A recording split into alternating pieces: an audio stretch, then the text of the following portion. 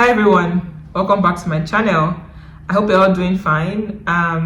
Thank you for coming back to watch my videos. I appreciate you so much.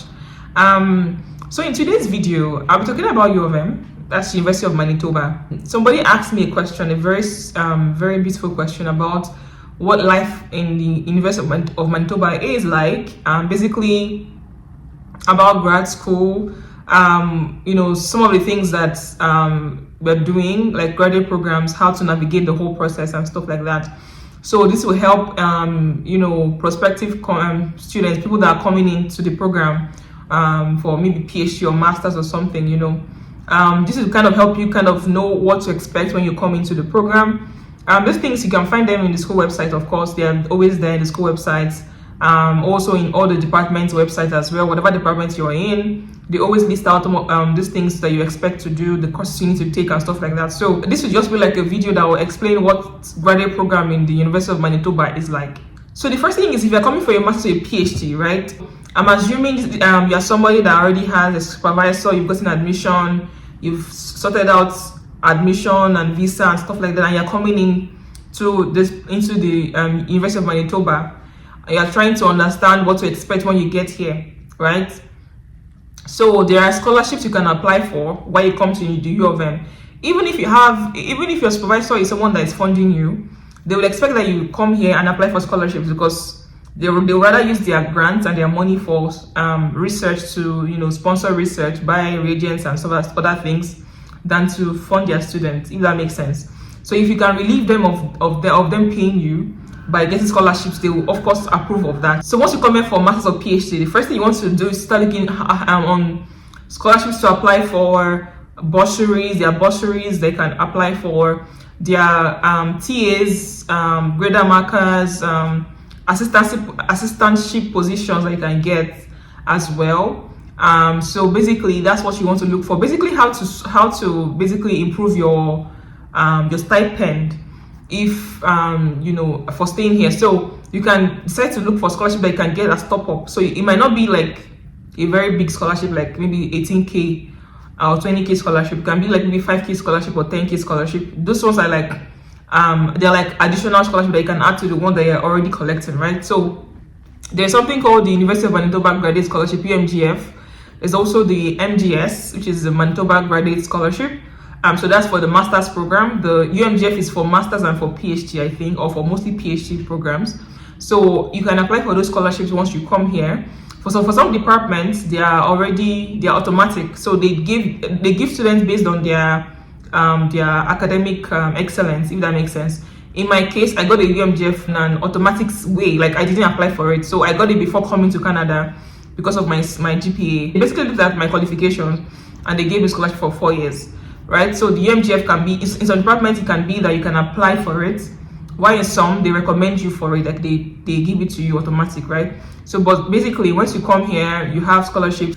There's something called the Research Manitoba Scholarship that you can apply for. That's for it's for actually social sciences, for basic sciences, clinical science as well. There are different parts of it, different sectors, that you can apply for. Whatever program you're in, I think you can apply for that scholarship.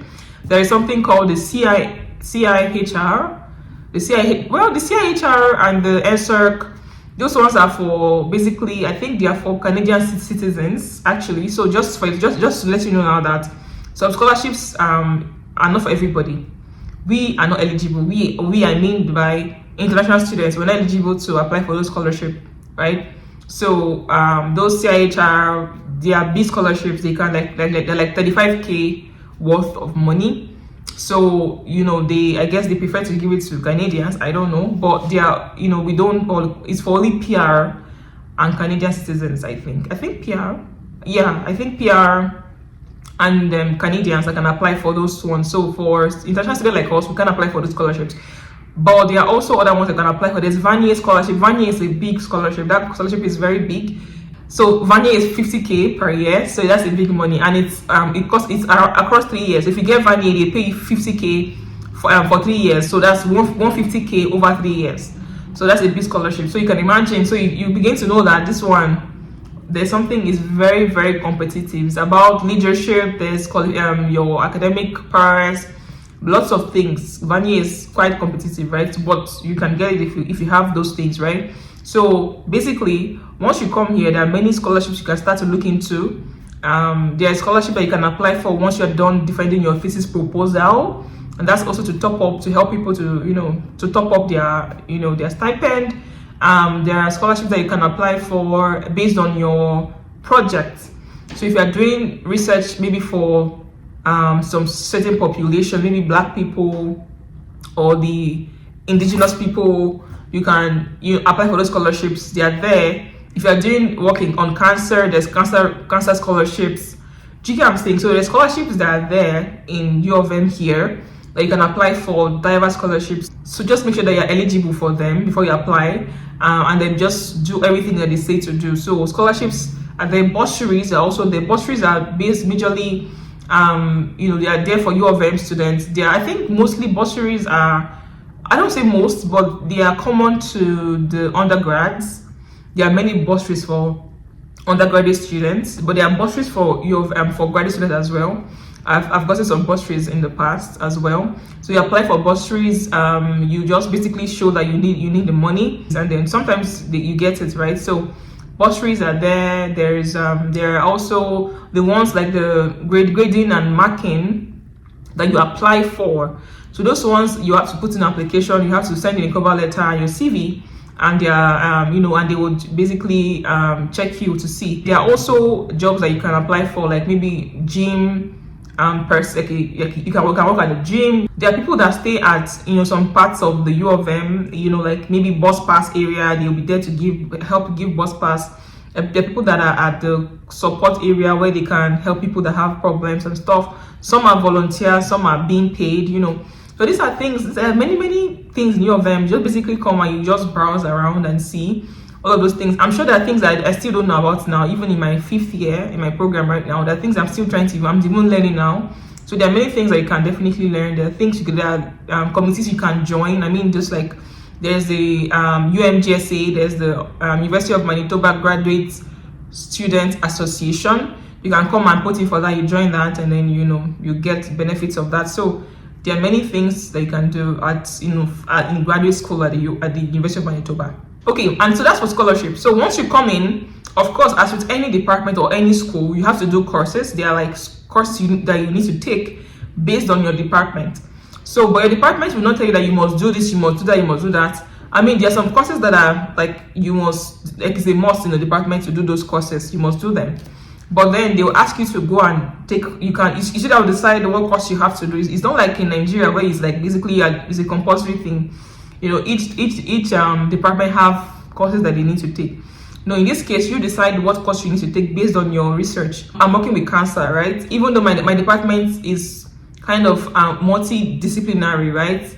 I'm like the only one doing cancer in my department. So there are the classes that I will be in that no other person in my department will be in as well. You get it? Because they are not doing what I'm doing. So, but then there are courses that everybody in my department must take. They are compulsory courses that they must do because they have to know those things, right?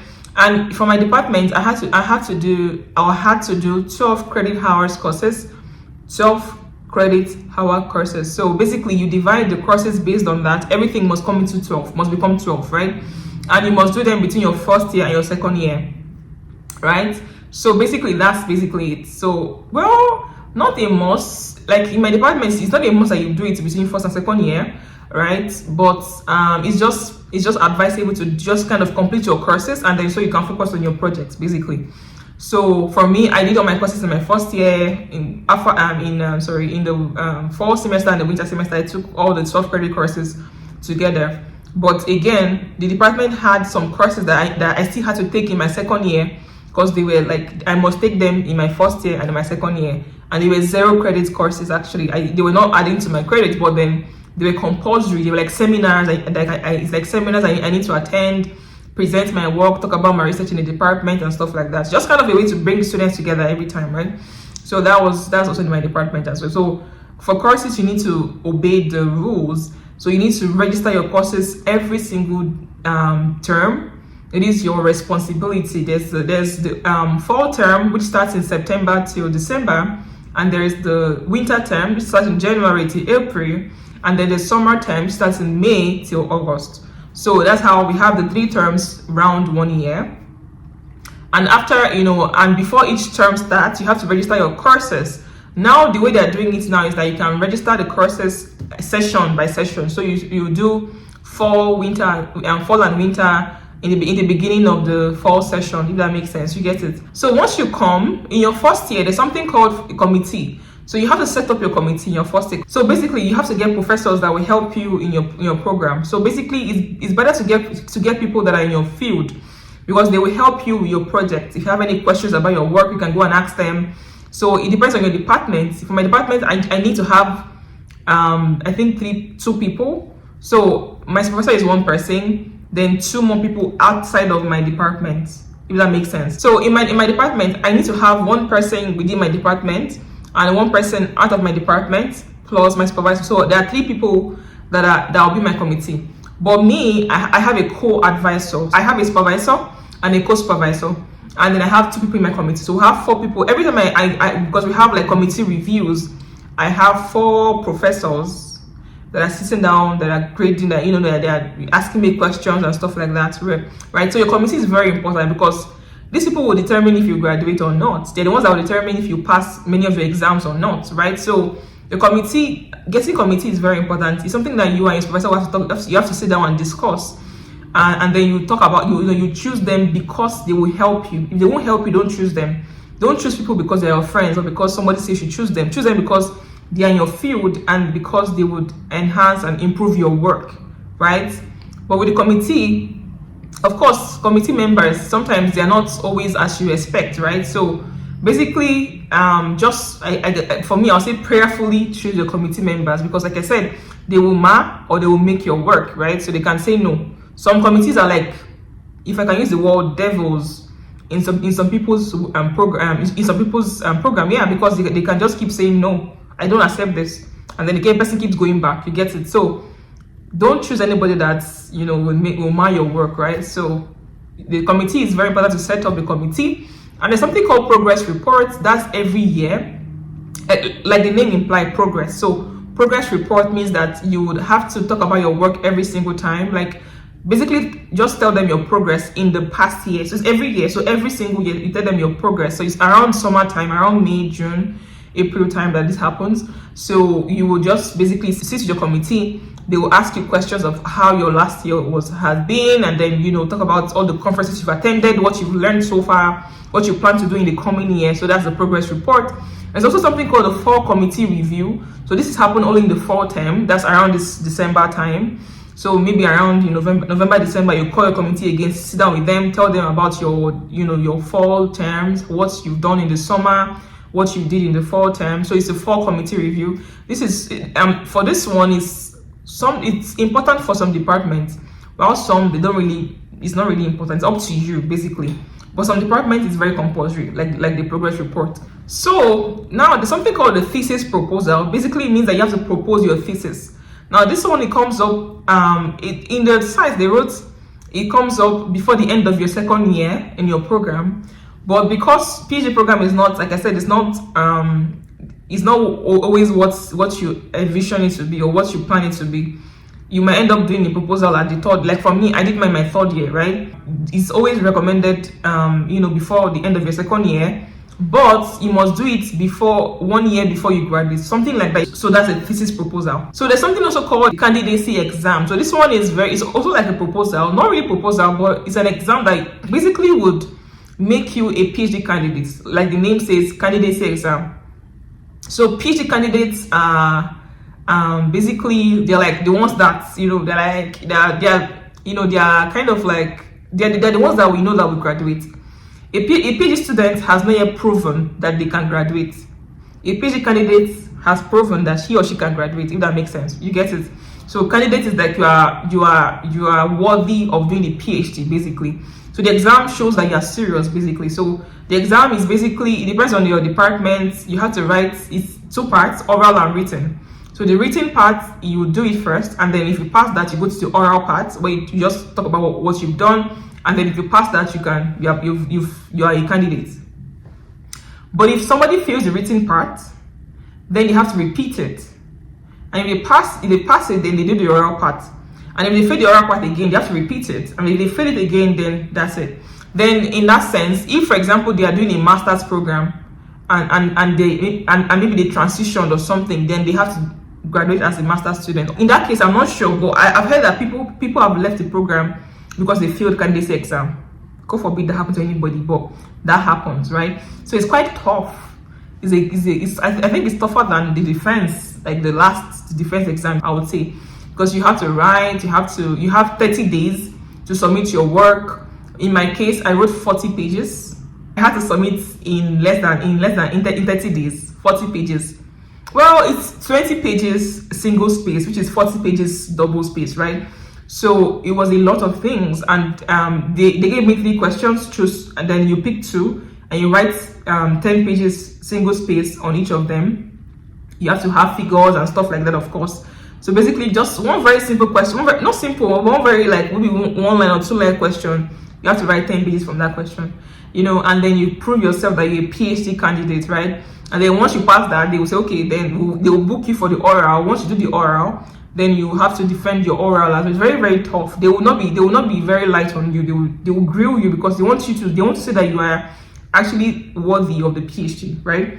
So it's quite tough. And then after that, then they will approve. If you pass it, then you can, you know, then you are done with that exam. And then finally, the final thing then after that, of course, you are doing all of this with your lab work. You know, we are going to the lab, you're doing your TA or your grading or whatever you're doing, right? You're going to classes, all of those things, right? And then once you're done, then on your final year, that's also up to you and your supervisor. It's not 4 years. PhD is not 4 years, it's not 5 years, it's not 6 years, it's not there's no 1 year, like there's no one time. It depends on you, on how long you take when you are done with your program. And yes, you have you are satisfied that you've completed what you need to do, right? Then you can now defend. That's kind of where I am now. I'm navigating that area, so I can't really talk much about the external examiner or how to do all of those things. Maybe I'll make a different video once I've gone through that process, right? So basically that's it. Once you're done, you write your thesis. Once you're done with your thesis, you make sure everything is good. Then they'll book you for the oral defense. For your defense, you defend your program. And then you're a PhD person, like you are done. That means you are like you finish. That means you have a PhD degree at that point, and then they can call you a doctor, right? So basically, that's all I think you would need to know about the PhD program or master's program. This is also similar to master's as well, but in master's program it's just 2 years, right? So or 3 years if you're spending more than 2 years, it can be 3 years. So, but it's also similar. They have progress report. They have in masters they don't have candidacy exam in masters. They have proposal and they have progress report committee. They have defense, but they don't have candidacy exam.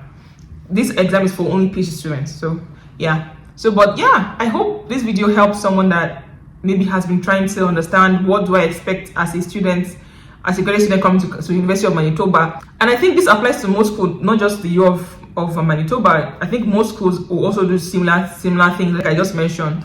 But yeah, if you have more questions about your of them, please leave them in the comment section. I'll be happy to answer them. And then yeah, please like, comment, share, and subscribe. And I'll see you in my next video.